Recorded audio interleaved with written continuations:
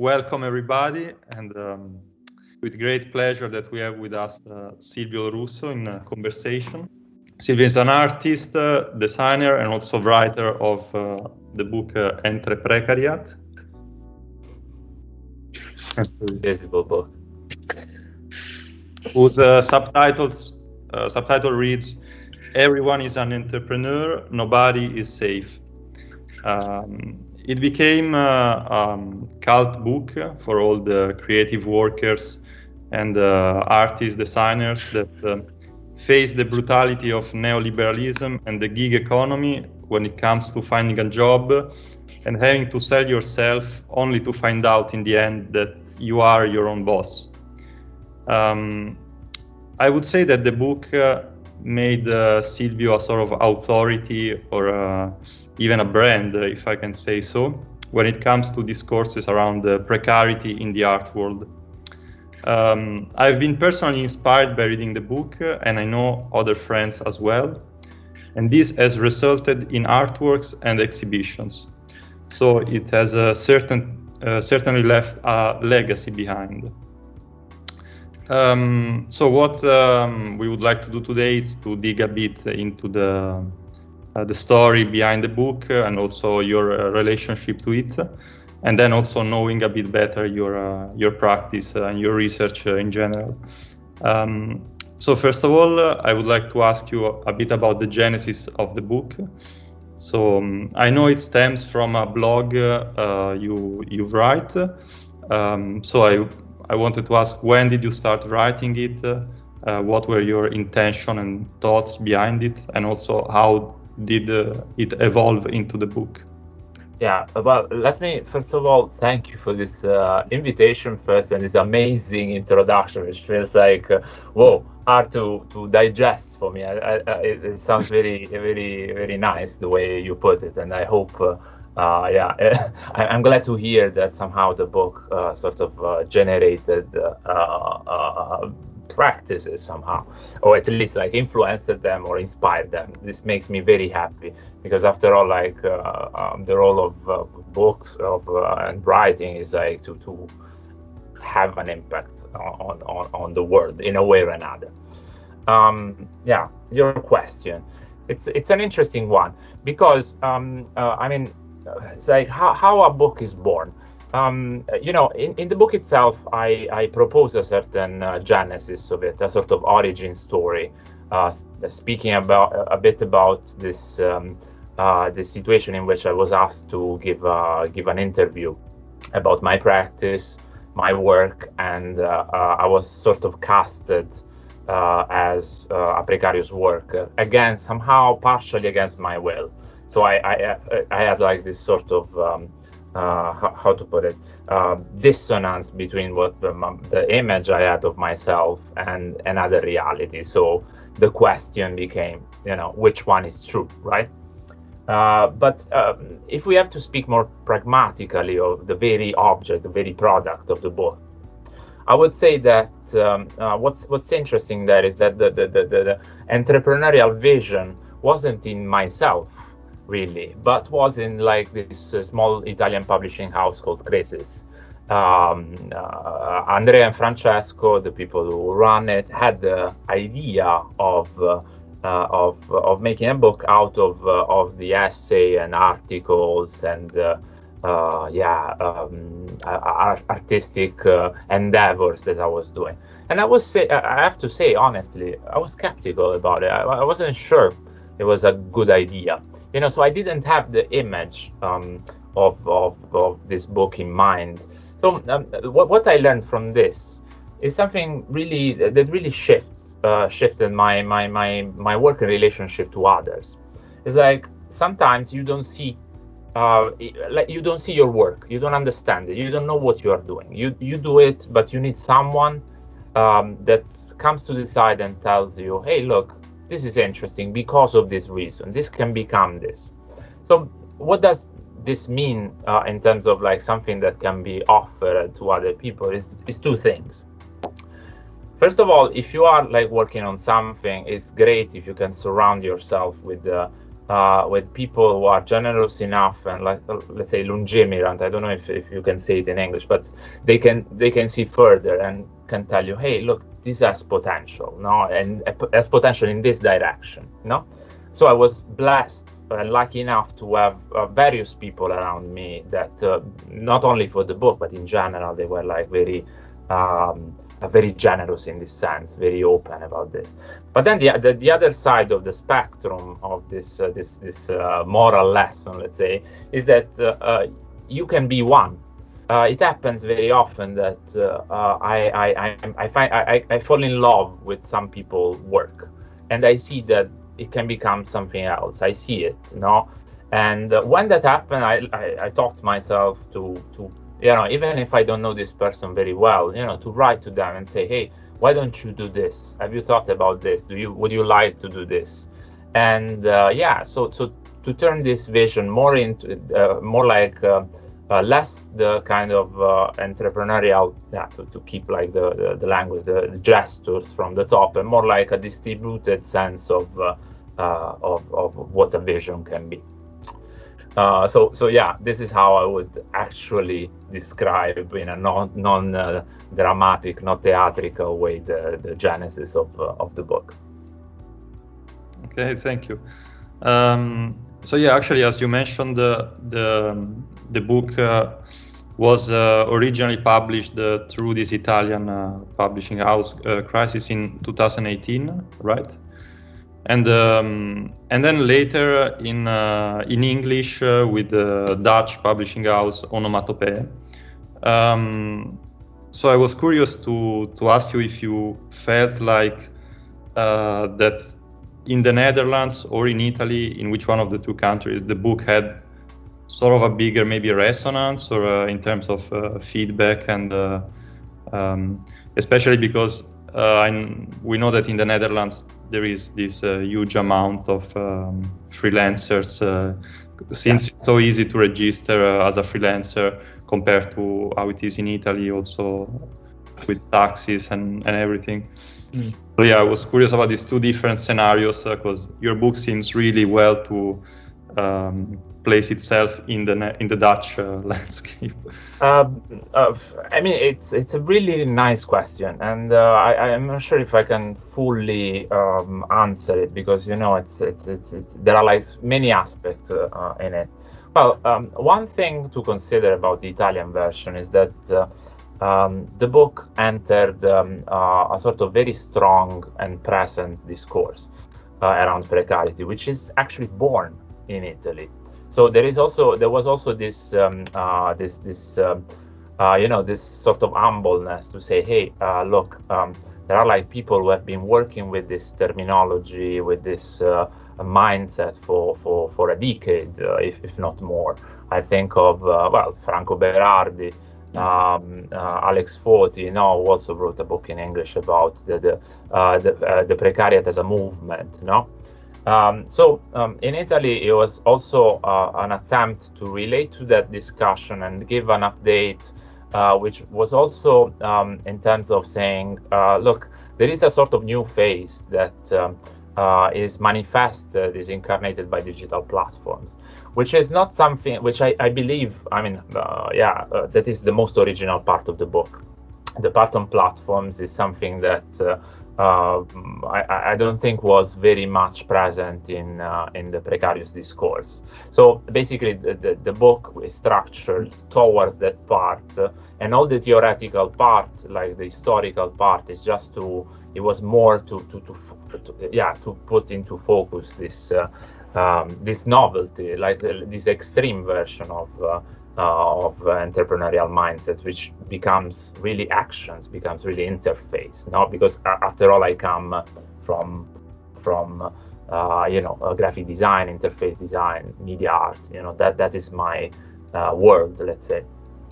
So in Italy, the response was also in relationship to this pre-existing discourse, but at the same time, there was a difficulty because the term itself, the brand, let's say, it doesn't sound so well in Italy. It's not like so strong in Italian as a word. It's a bit complicated. It is not so as immediate as, for example, in English.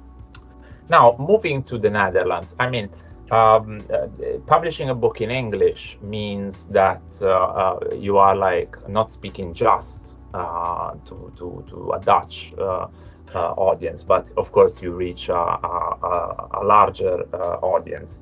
I would say that in the Netherlands there was a good welcoming of the book, and not only from like my people, let's say the creative class, so-called, the graphic designer and artists, but I had the chance also because of the, let's say, the financial infrastructure of the Netherlands to get in touch with social scientists, with media theorists, people who would thinking through that lens in another specific field, and having like a sort of horizontal dialogue. Because one thing that is different in Italy is that I don't know, maybe it's a cultural thing, I guess, but it's a very vertical country. Even and especially in let's say in small subcultures, or in even leftist, let's say groups, there is always that hierarchy of like who came first, this kind of logic that is that shapes internally the politics of group. In the Netherlands, I think this is less strong. No, I always felt like that there is a degree of horizontality that is somehow real. No, it's not like a facade. So, and of course that helps a lot, because you can immediately present like an idea in a and be taken seriously. Fundamentally, that's the question. Even though you don't have on paper the credential to do so, because of course I have a PhD. I'm a scholar, but in the design field, so I have no official right to write about political science or sociology. What's the let's say the marginal fields in which the book could be located. So I would say, this horizontality has been really fruitful to the book in its English version. Do Davide or Carmen have any? If you have any questions or anything like, because I have some questions written, but I can go through them. But we want to say something also. I have a question, but maybe it's gonna go too much like in a different direction. So maybe we can finish like the questions in the doc first. Okay. So. I wanted to ask if, because for us at least, let's see again. To me, I found out about you and your work through the book Entreprecariat. But I was wondering if you consider that book the work that you are mostly associated with, and eventually if even that ever originated a sort of pressure of like post Entreprecariat, in the sense of like what work to do after the book, or like how to keep, if in a way your practice changed also after the book. Wow. Okay. Yeah, you're asking me like really existential issue about this, because I mean I think you're hinting at something that a risk with most works that have to do with theoretical framings, let's say. Of course, much of the way theory is exists in the world is by labels. No, it's like by recognizable memetic terms. No, so there is a risk in this. there is a risk of like being forever associated with it, which anyway, I mean, it's a risk, but it's still like a blessing, the fact that there is an idea that somehow you worked on and people associated with it. It's already a miracle, so there is nothing to complain there. But of course, I've been the book was written a few years ago, and now I've been continuing working on various different things. The issue for how I see it is also like to shed light in the further work on certain projections around the book and that work.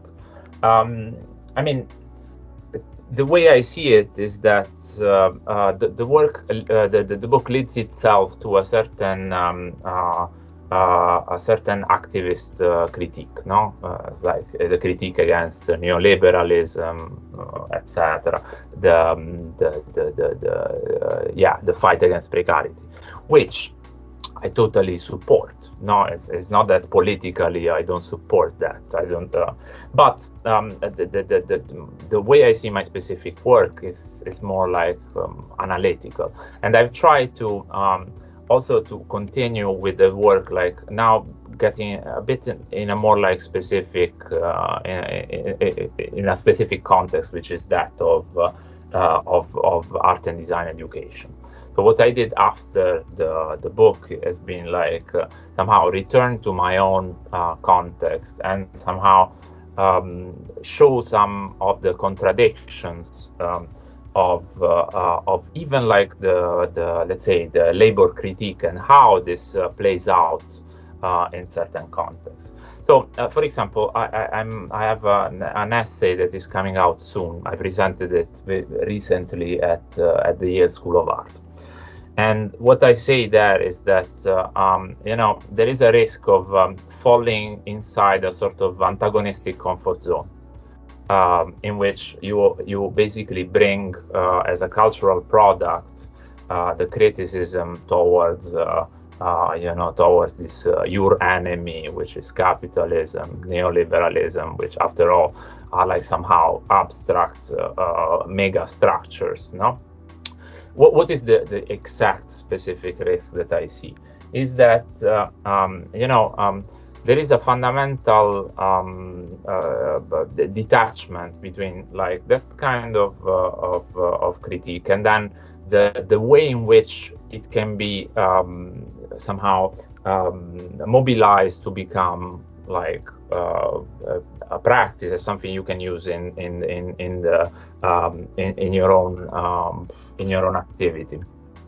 Of course, no, it's not that everybody can become like a writer on precarity, no, or like a cultural producer on the topic of work.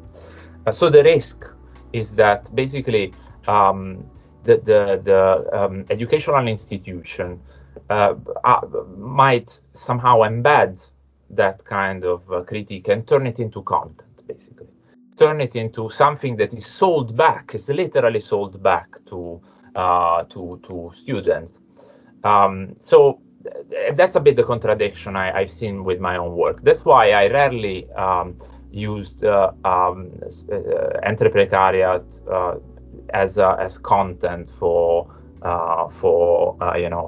educational purposes, because I think it's a form of turning a discourse that should be of the students themselves, students, emergent practitioners, and present it back to them as a product that they pay for, that they invest in. No, so I think that's a bit the conundrum that we see. We see like how I put it is a sort of double bind. Of course, we are speaking. It's very important to open a parenthesis in this and to say that the context I'm speaking of is a very progressive one. Is one in which those ideas are already digested. It's not everywhere like this. But let's say in this ultra, let's say progressive. I know it's not the right word, but you get what I mean, right? there is this advancement of this double bind, in which like basically you suggest you ask two things, two contradictory demands to the students, which is, on the one side you ask them to have like proletarian solidarity, worker solidarity, but on the other one, by what you exemplify, you present yourself and suggest they will become basically professionals, intellectuals, humanistic intellectual of sorts. So how do you get out of that contradiction between what you say and what you are, what you represent by example? So this is a bit like the focus of the work that I'm doing now. So by bringing, let's say, the Marxist critique of labor at school, you don't solve the problem of what the school should offer. That's a bit in synthesis what I'm trying to work now. To articulate. Yeah. Okay, thanks. Yeah, that's actually very interesting. These contradictions that you underlined, and to keep a bit also playing with this contradiction, let's say, would you say that through Entreprecariat you became a bit more of an entrepreneur and less of a precarious worker, in the way that it has maybe, also helped you professionally, of course? Yeah, I mean, it's something very important to say, I think, is that in the book, I never say, look, entrepreneurship and entrepreneurialism are like in total like negative things. One is bad and one is good somehow. The point, the intrinsic point, the point in the lines is that both are true, both are real. These two reality clash. And so it's easy to make fun of the fan of Elon Musk, the Elon Musk wannabe, but there is a certain truth in what they do. There is a certain truth, and it's not so different from the Marina Abramovich wannabe, no, or in the design field, the same kind of approach. Now. So it's did I become less precarious, more entrepreneur? No, I think the book granted me the possibility to be less entrepreneurial. On the precarity thing, I mean, what can I say? I'm like, of course, this gave me some sort of visibility, like invitations to present the book. To present work, to make new work. But I mean, if you will look at the economical aspect of it, I mean, it would be, it's like always very depressing, no? Anyway, let's go first with the entrepreneurial part and then the precarious part. When you have like something that has a bit of resonance, you have less necessity to be entrepreneurial. Because you don't have to, to do this gesture. You don't have to come up with a vision. People will ping you to do things. People will call you to do things. So you can be more comfortable in a reacting mode. Of course, to a certain extent, because very often they ask you to do something, to come up with ideas and projects, but still in a reactive mode. And that's again like a luxury. The fact that you don't have to sit down and say, okay, I have to invent a project, I have to invent a practice. The practice is somehow there and you can tweak it. So it's, to a certain extent, it's a comfortable position. It's a less entrepreneurial one. Now, on the precarity part, what I learned from this is that there is no connection whatsoever between like time, amount of time, work, and wages and profit and gains. It's like I was paid way more to give like a 1 hour talk to present the book, which doesn't take me any effort because it's already done, than to write the whole thing. I'm paid more right now to do a presentation than to write a 5,000 word essay. So when you start thinking like this, you say like there is no merit, no connection anymore between this, and this also leads to a struggle in the fight itself for better conditions, because like how can you set in cultural production and I speak it like very concretely, how can you speak of like right conditions when basically everything in terms of like how you paid for what you do is random, it's completely random, it doesn't make any sense. So I think maybe there is something to learn there in terms of the fight to be had, the demands to put forward. So this is what I can say about precarity, and I'm still like in a very strategic mindset, because like in order to maintain let's say a practice that is oriented towards writing, which is not something that pays so much, you have to be very you have to be very strategic with what you do, how you create the time for writing. So you have to be ruthless to a certain extent. So I've been it's like precarity is often portrayed in a victimistic way for obvious reasons, because it's not like a position of power, but there are also other sides of it, other mentalities that are like very strategic and even empowering to a certain extent. Even there is a pleasure also in strategizing in that sense. I'm not saying that this is predominant, but I'm saying like we also have to see that from an empowering point of view, a strategic point of view. I think it's also happening with communities now, maybe in a space that is not the most appreciated these days, but I think in some Web3 communities now you can see that that's a very conscious effort, to make economic sustainability a point. No, it's not to complain about the hard situation, but really to tweak what's possibly there. I don't know much about it, but I follow it with a certain interest. So I hope this now answers your question. There is so much to say on this. No, of course, but actually what you are saying now feels like it links to a question that Davide brought, if you want to go for it. Yeah, okay. Yeah, I'll go for it. Okay, so basically, well, my question is the $1 million question. So how do creative entrepreneurs, but I would say not only like, this category might stand for something quite larger than creative entrepreneurs. So how do the creative entrepreneurs get out of the entreprecarious conundrum?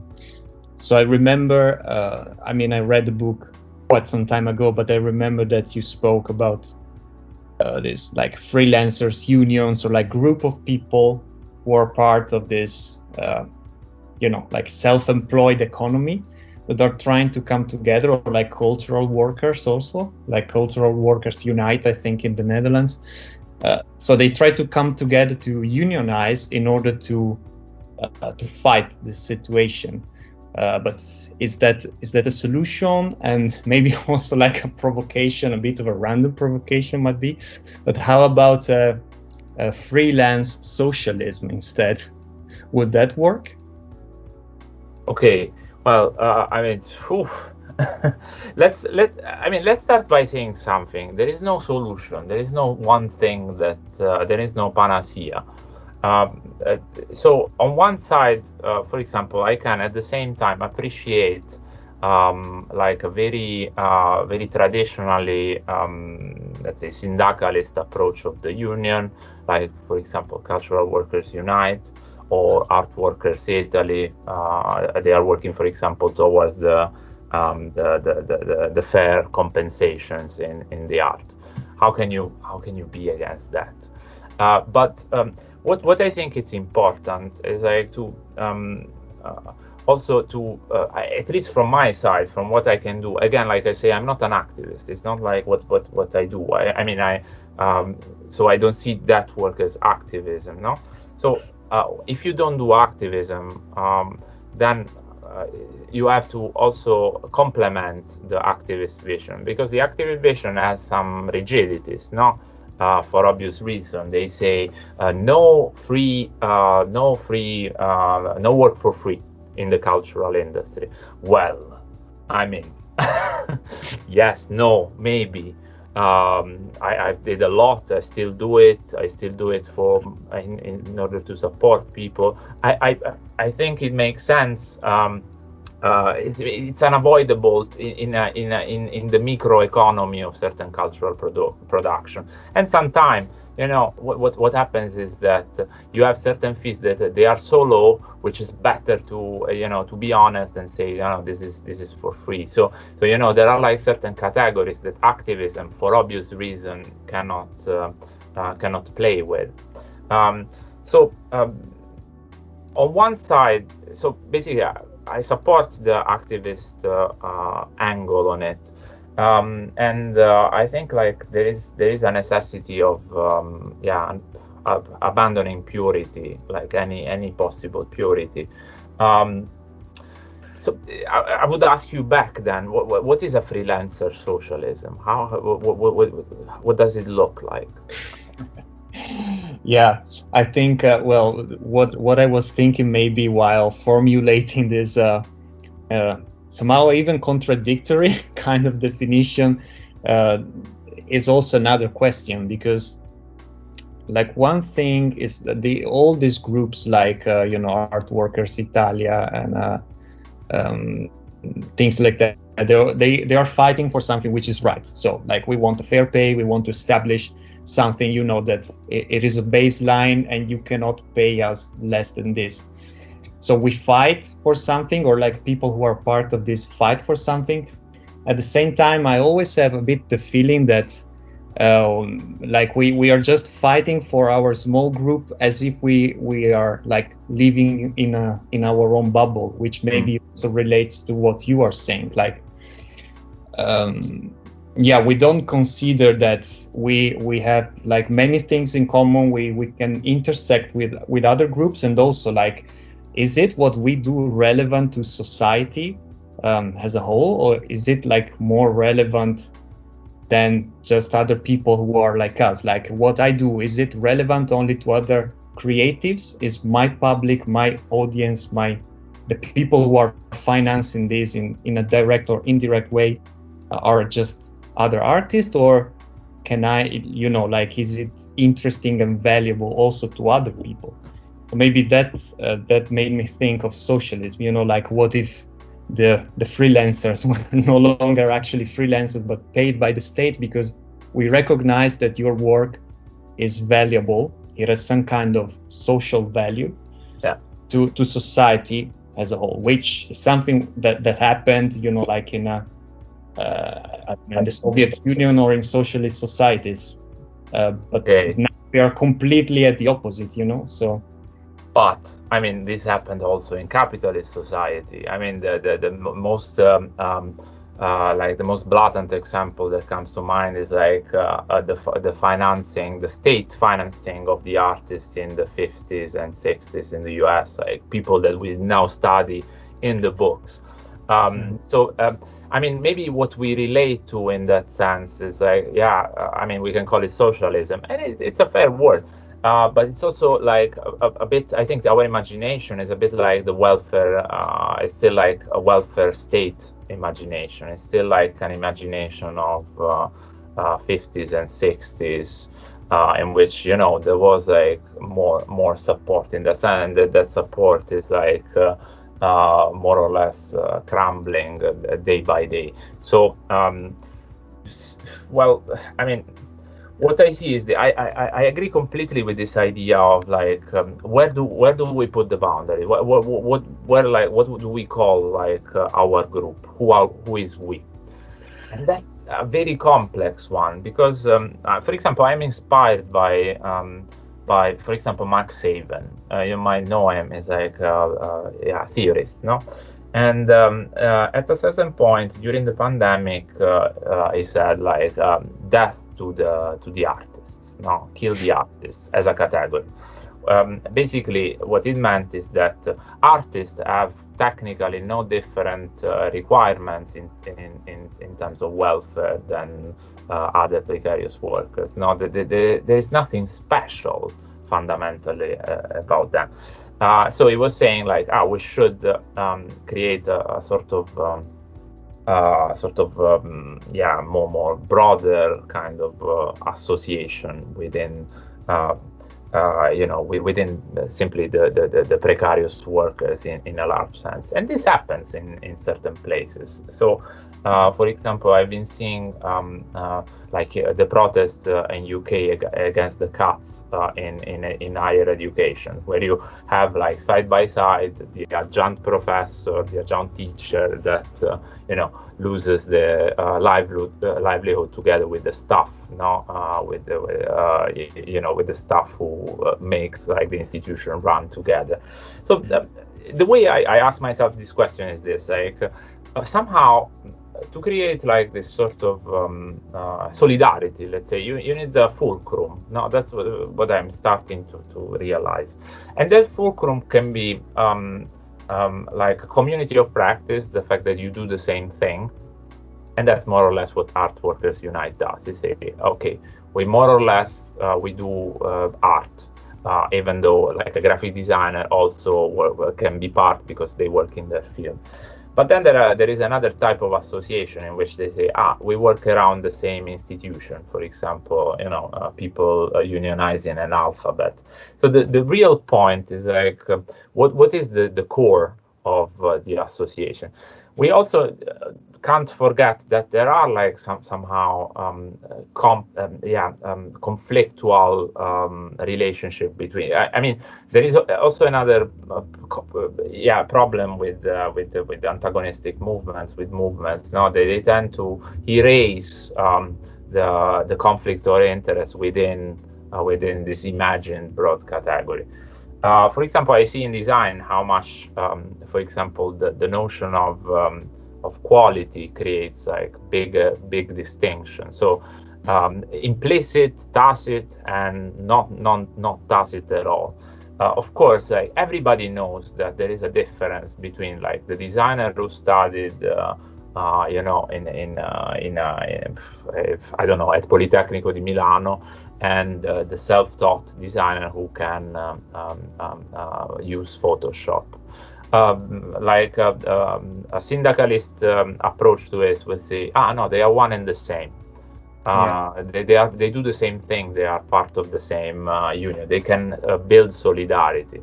But this would be false on paper, because like clearly there is a mechanism of distinction between, of course, these two extremes. And denying it means like having like wishful thinking. So how do you bring this back?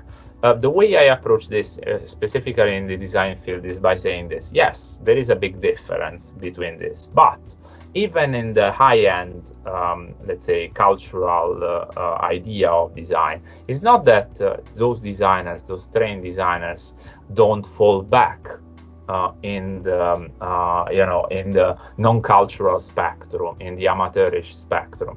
And when do they fall back? When, for example, they relate to the real world, now with actual clients in actual context. Sometimes their expertise, their value is not recognized. So it's not just like the amateur that didn't invest money and time in education, but also the one that is on the top notch, or ideally in the top notch, the elite designer, to be fair. No, so again, like my lens is analytical, but I think analysis is important because you see this distinction, you see these nuances, and you cannot not take them into account when speaking of solidarity, of like unionization, of syndicalism, etc. Yeah, and I think actually also the part that relates to the education is always a bit overlooked. Like every year there is like an X amount of new graduates from the whole art academies in the Netherlands, and then what are these people going to do? Like, how is that taken into account in politics? Because so far it seems more like, okay, we are the big industry that takes just a certain amount of people. We need to earn some. It's more like an industry, education is like, we need to earn this amount every year, so we need to take this amount of people, then we we release them out in society, and then goodbye, good luck, and hope the best for you, which is, for instance, what the experience that I had. It was really like, oh, now you are finished, go out, hopefully do something, compete.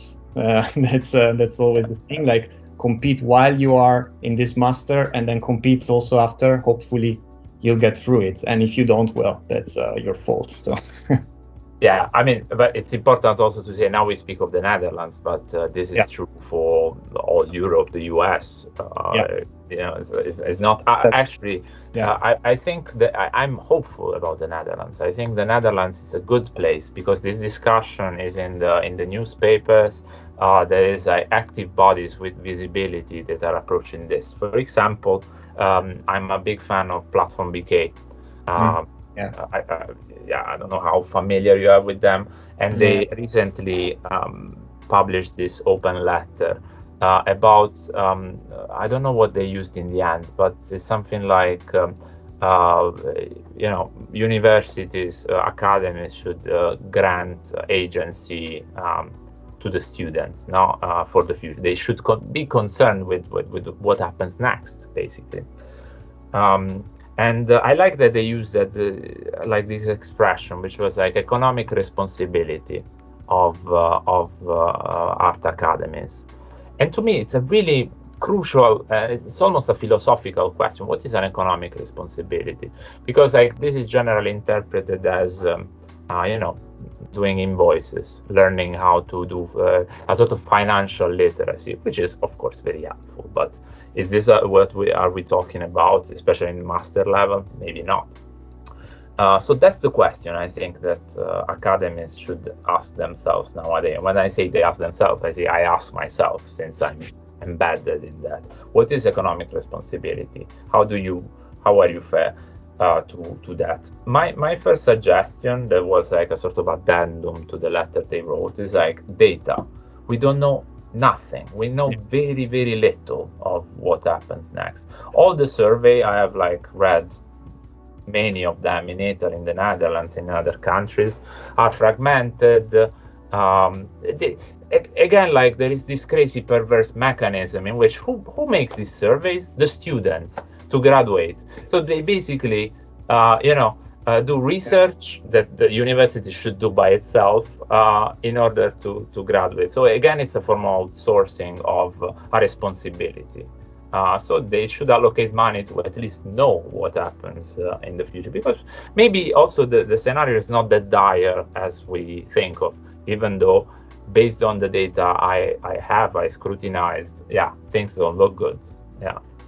So thank you. I see there are some questions actually that Cathleen wrote, but they're more about your routine, let's say working routine. Easy ones. So I was wondering if Carmen had something related more to the book or these other. I don't think so much related about the book, but I think specifically the last discussion that you were having about economical responsibility, this is actually something that I've been thinking a lot about, also in relation to the last project that I was working on. I haven't read the letter, so I really wonder what would this look like in an art academy, for example. Because, for example, I feel like maybe the doubts that I am having right now in retrospect to what I studied, and let's say the point of references I had of understanding what my future professional career would look like are very different. It feels like the point of references I have are very diverse and very abstract. and somehow very disconnected also to what I see when I look even further into the future. So for example, I don't know, I mean, I'm really thinking about like, what does the end of your career look like, you know, when like the beginning of your career looks like this. So yeah, I wonder if these are questions that you had in mind that, you know, would kind of like encapsulate this like educational incorporation. Thanks for this question. I mean, again, like I'm very happy because like you're asking me the things that really I'm working on now. So I'm really happy and eager to answer for what I can do.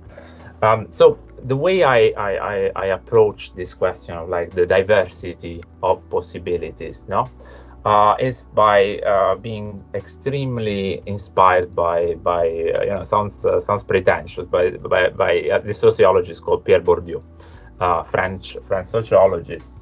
One point that he makes at a certain in the distinction is one of his most important books is this. He says like you know, there are like some fields which are so fluid and confusing that they lead to aspirations that are also fluid and confusing.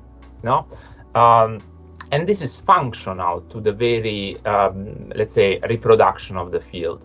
The fact that the game, sorry if I use, again, like this entrepreneurial financial metaphor, but it's really like to speak clearly somehow. So the game, for example, of art and design, and especially the merging that we are all familiar with, is a game that it doesn't have like a singular point, and it's not like a line. It's like somehow a delta of possibilities, no? And this is very functional to this kind of also self sense of gratification in a way, because it's a game that you can't lose, no? You cannot say, it's hard to say to yourself, no, I failed in this, exactly because like the expectation is vague and unclear, because we don't know like how much money are made. We know that money is like not the point, no, at least like that's the narrative. So that's also something that gives cultural institutions, museums, schools, etc., a sort of offload of responsibility, because nobody can go to one of these institutions and say, "Hey, look, you promised me this, and I didn't get this," because there is, I'm obsessed with this notion of the promise, like how it's shaped an educational promise, like a professional promise. This promise is vague. Now there is this vague aspect about it. So maybe a proposal about a more like concrete economic responsibility of educational institution, but cultural institution in general, is like really say, what is fair? What is success? Now, to really answer to this question, what do you consider success? At what level you think this is a decent income for someone who studied 7 years, 8 years? Those are like hard questions to answer. So those are the ones that I would consider. No, and that's something that you would face the institution and yourself also, because you would ask yourself the same questions. No. To create a bit more rigidity, even in aspiration, in ambitions, in points of reference, not to feel completely lost all the time somehow. Yeah, it's also weird, if I can also expand a bit on this, how the whole being in an institution like an art school, or also going through different kind of art schools, bachelor, master, in different places, like also somehow personally shaped a bit the perspective I have on my future, and how do I locate myself in the, let's say, art world, or this kind of situation. Like I remember at the beginning when I started my bachelor in Venice at UAV, I had this feeling of like, wow, I'm with my friends doing this art course, and I want to do big things somehow in life, or I don't know, I was projecting, having these sort of bombastic outcomes in the years to come. And then like slowly, like at the end of the master in the Netherlands, I was really feeling like, okay, I just want, to do my things in a very isolated place in the mountains, maybe just have my basic income somehow, and just keep nurturing my artistic inner life. So I don't know, it's also like it's also very interesting how this kind of field gives so much opposite end of the spectrum perspectives, and also how you change as you go through this whole journey somehow. And of course the fact that you are like there is also this element of competition in terms of like not even in the sense of like, okay, I need to find a job that I earn this much, but it's just really like validating what you're doing, like you're looking for in the end also a way that people can say, okay, this is worth existing, your practice, your art, or whatever. So maybe I can add something about this. There is a value that I see in art, in the art world, in design world, in art education, and that's to do with I don't have the right word to speak about this, but in Italian would be sottobosco. It's like the sort of is neither like the top of the mountain nor like there is like this sort of middle ground in which you have like people who have a very very fulfilling career, in which they don't reach any visibility or not much visibility. They are like, they contribute to things. They are not like the big name, the big curator name, the big author name, but they just like do their stuff. Maybe sometimes, if I think of writers, they write like an essay in a publication, they edit something else. They are like not so visible. I think we should glamorize this kind of figure, and because like the work is fundamental, it's amazing. It's like it's really the richness of the art world. It's really not in the openings. It's like in this kind of work that happens. Now I know it sounds romantic. I know it sounds cheesy, but it's partially true. There is a lot of people who have like 20, 30, 40 years career, always staying in this middle ground, never reaching this top that, of course, like the places are limited. Something I also say to myself, this is the level this is my work. I still can make a living out of it. It's like it's useless to have like this sort of overarching ambition. The only ambition is to be able to continue doing work, to contribute to a community, and that's it. So it's the fame that somehow creates problems in expectation.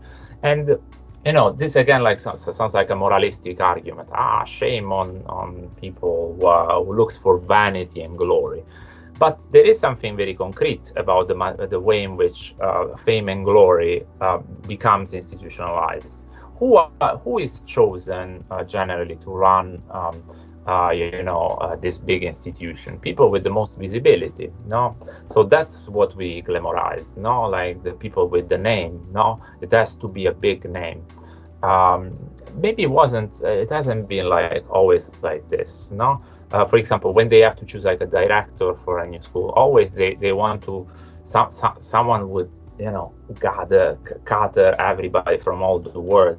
That's like they all know already. So I think there is margin of intervention there.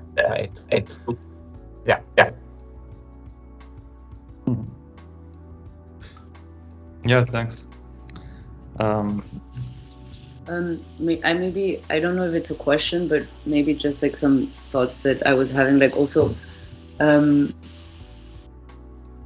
maybe it's specific also to my situation because I studied, so I have a design diploma. I studied graphic design, but yet again, I feel like in both of the Dutch academies that I did graphic design, like I was never really taught the things that I am like doing as a graphic designer right now. So nobody taught me, you know, like how to, I don't know, set like a baseline grid for a book, or like all of these things are things that I'm actually not really sure how I learned them, but for some reason in that context I did learn them. And so I feel like now I'm in this position. Maybe I finished masters 2 years ago, and you know, I've had enough time to kind of like establish a let's say like a beginner's like a career as a designer.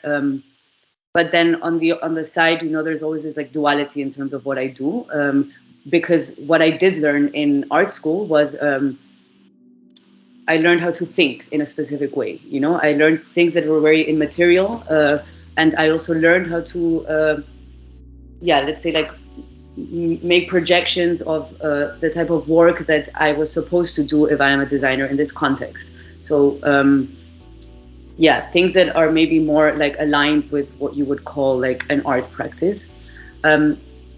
So now I feel for the last year that I've been quite busy applying for funding and these type of things. I always end up with the same struggle of like, I don't really know how to like start my artist bio, for example. You know, am I Carmen Dusmet, a graphic designer and a visual artist? Am I Carmen Dusmet, like a video maker? And all these like terminologies that at the end, like, I feel that for me maybe are not so relevant, but I feel that like for the people or the institutions that I speak to are kind of like really like determining words that will allow me to, let's say, like justify my work with them or not. So yeah, I don't know if I have a question actually, but I feel this is like, these are doubts that I'm busy with right now, you know. Also, yeah, I mean, I don't know, we like talking about funding also, you know, and it's maybe like different direction, but it relates a bit also to this idea that you were speaking about before, like the idea of like the promise, and that I feel also us as like let's say practitioners that like apply for these fundings, like at the end of the day, like what we are doing is a lot of the times like projecting like immaterial like possibilities that most of the times are never realized, like whether you get the funding or whether you don't get the funding. So like I feel like sometimes like most of the work that I do is not so tangible, and I wouldn't even say like I have a like big portfolio that I've been working on in the past year, but I became very good at like, you know, writing scores and writing possibilities of things that I could do, and yet again like they never start, you know. So yeah, those were just like some of my current thoughts that were also kind of triggered by some of the things that you were saying. It's very, yeah, I mean, it's hard not to relate with this. For example, it comes to mind this a German artist is called Till Bittker. Yeah, I can't pronounce it well, but basically one of the points he makes is that the actual art production nowadays is literary, and that's to do with the grants application. All this writing is the real the work, you know. So imagine if you shift the mind from like the piece, the potential project, to the textual production. Of course, I mean, maybe you're probably way more up to date to me, but Brett Rommel just released a fantastic report on the logic, the mechanism of art speak that features us all. You know, in terms of like the meaning of this language, in terms of like separating yourself from a crowd, because basically that's fundamentally it. I think, well, the point that Trommels makes is like a simple one. He says like the language become more and more complex, more and more academic, in order to separate yourself from the masses who don't master that language. I think there is also another aspect which he doesn't looks into, and it's like writing out of fear. Now you write like this not because like you have this conscious idea of like not wanting to be better, but really because you are afraid, because you don't know what to write, how to write. So you're gonna mimic that terrible style. And there is also somehow a time issue. No, so you have like 5 minutes to write a bio, like an evening, 2 hours. No, it happens. No, what do? You check other bios, and they are all written in the same style at the intersection of the meme. So you will also do that, no, because basically it's a reproduction of style. And I will tell you more. When you really are, let's say, when you transcend this, you have a freedom. You have the freedom of speaking plainly. No, that's it's like there was like this paper. It's amazing what they say.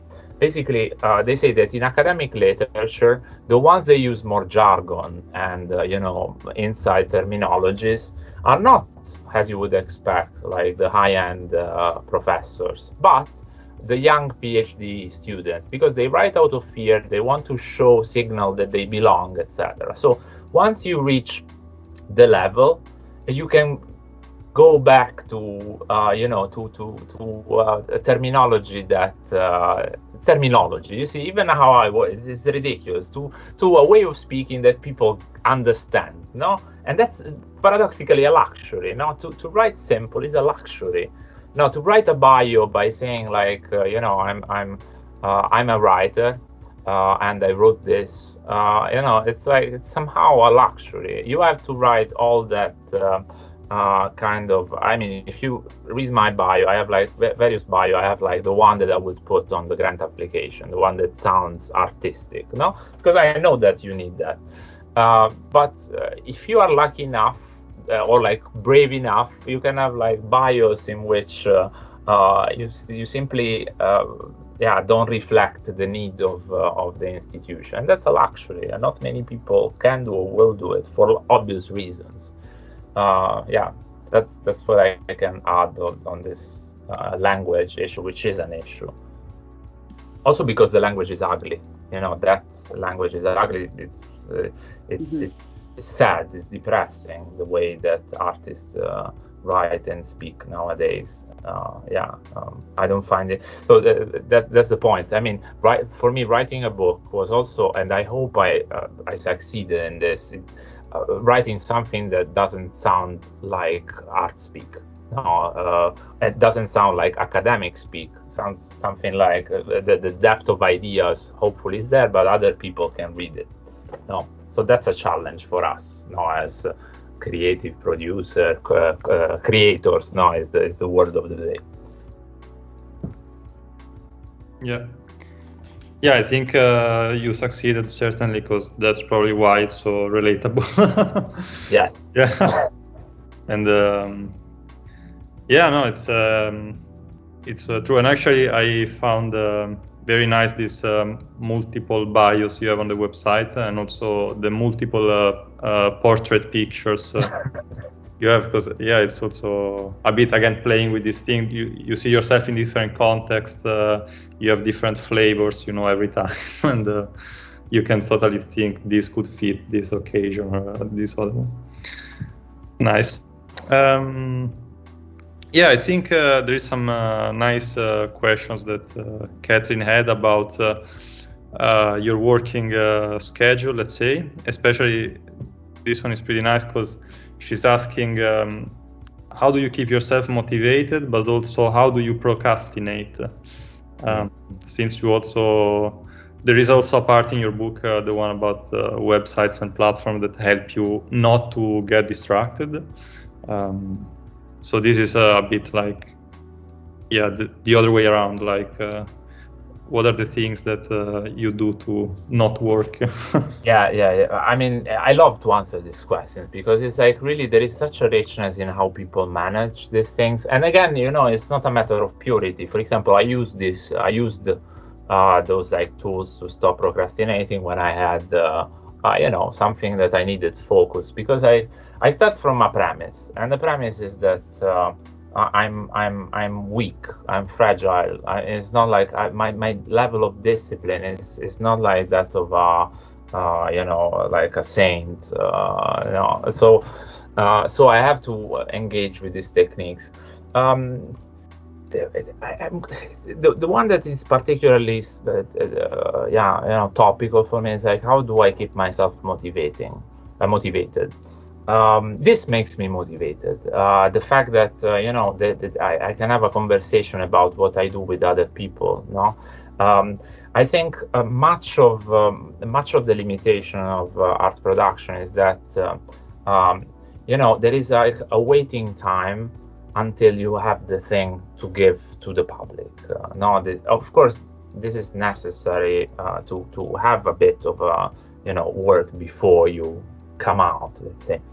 But in my work personally, for me, what was important was to try to release as much as possible, as soon as possible, with the risk of mistakes, with the risk of changing my mind, etc. That's why I use like this quaint mediums like a blog. Now these days not so much, but I really like the fact that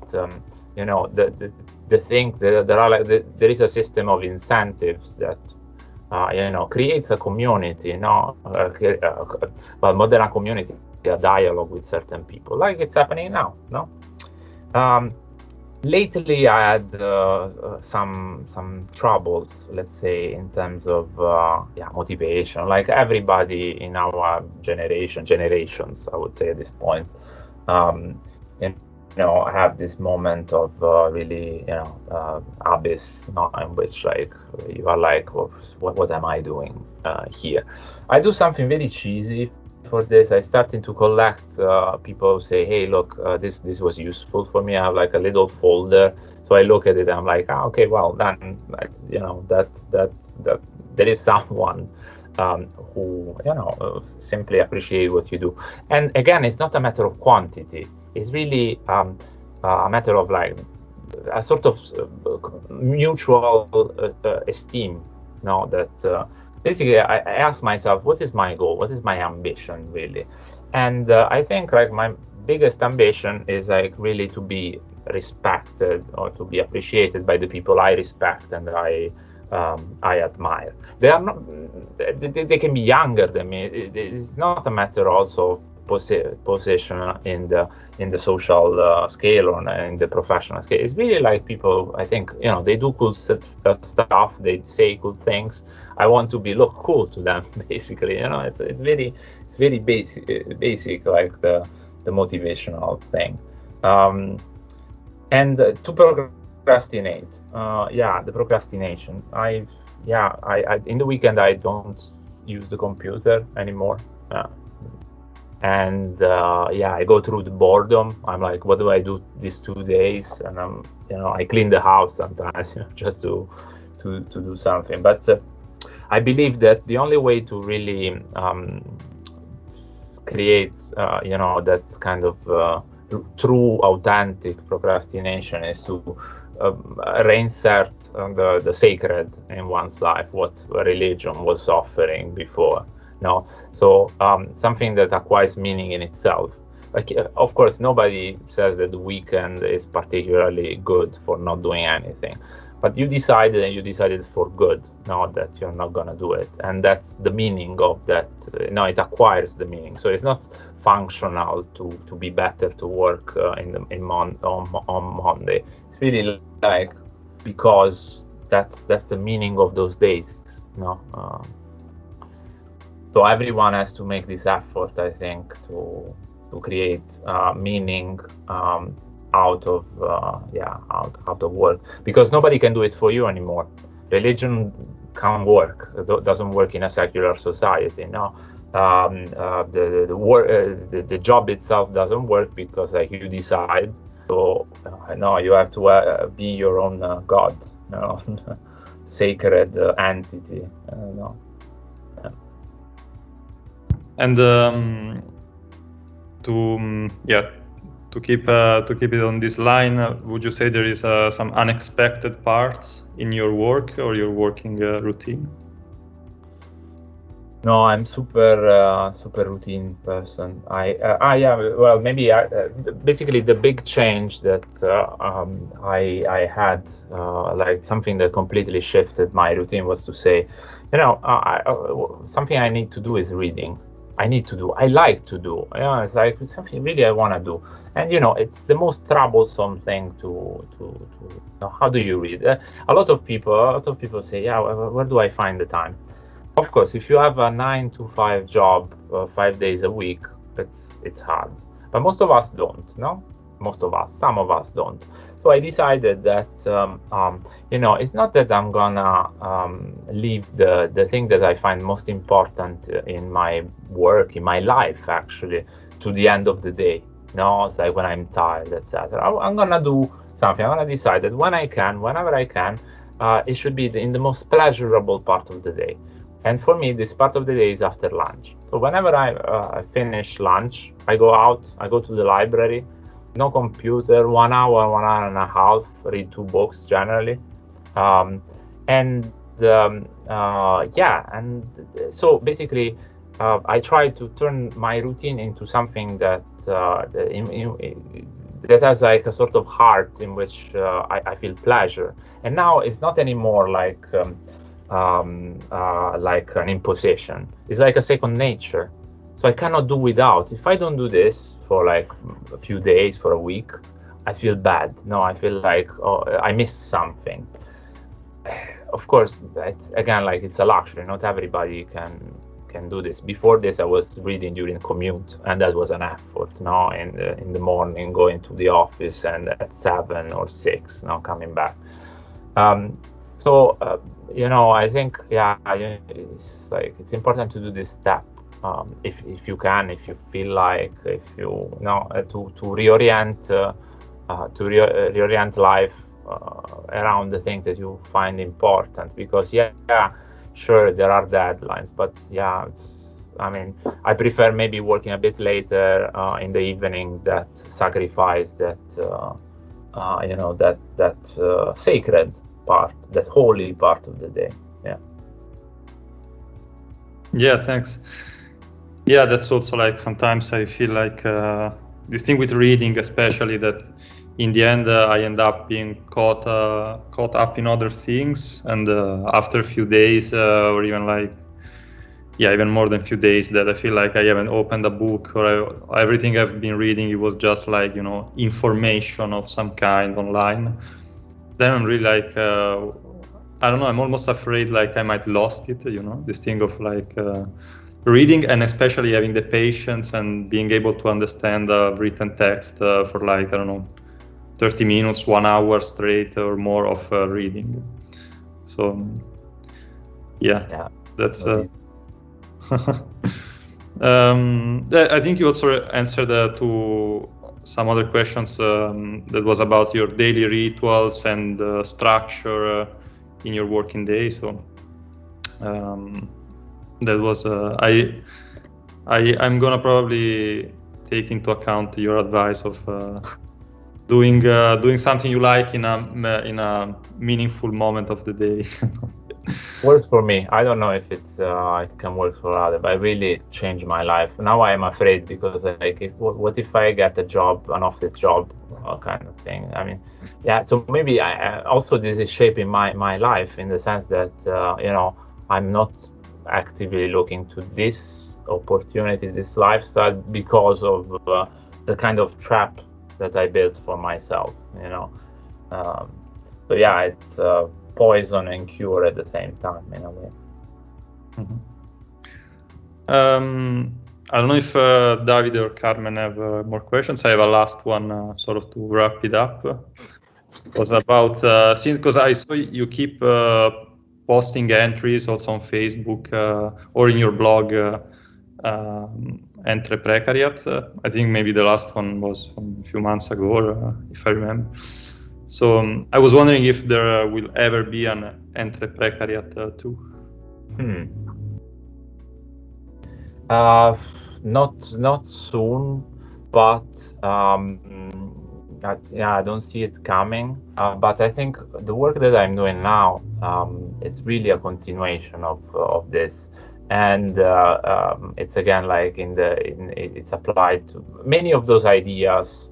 about like work as a story that we tell each other, the language, the promise of education, etc., were born in Entreprecariat, even though maybe they were a bit implicit.